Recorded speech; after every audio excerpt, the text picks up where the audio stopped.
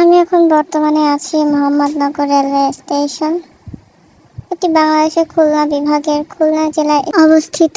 Khulna Mohammadnagar railway station সারা দেশের সঙ্গে মোংলা নৌবন্দরকে যুক্ত করার জন্য খুলনা ফুলতলা থেকে মোংলা পর্যন্ত 64 কিলোমিটার রেলপথ নির্মাণ করা হচ্ছে। আর এই রেলপথে থাকবে 8টি নতুন স্টেশন, যার মধ্যে একটি হলো আমাদের আজকের ভিডিওতে মোহাম্মদনগর রেলওয়ে স্টেশন। আর এটি খুলনাবাসীদের জন্য খুবই আনন্দের বিষয় যে খুলনায় আগের মতো 2-1টি রেলওয়ে স্টেশন নেই, এখন অনেক জায়গায় রেলওয়ে স্টেশন হয়েছে, তার মধ্যে এই মোহাম্মদনগর রেলওয়ে স্টেশন। আর এটি কিন্তু খুলনাবাসীদের জন্য খুবই আনন্দের বিষয়। জায়গাটা কিন্তু দেখতে বেশ সুন্দর, খুবই সুন্দর করে এটা তৈরি করা হয়েছে। মাঝে আবার ফ্লাইওভারও দিয়েছিল 2 সাইডে।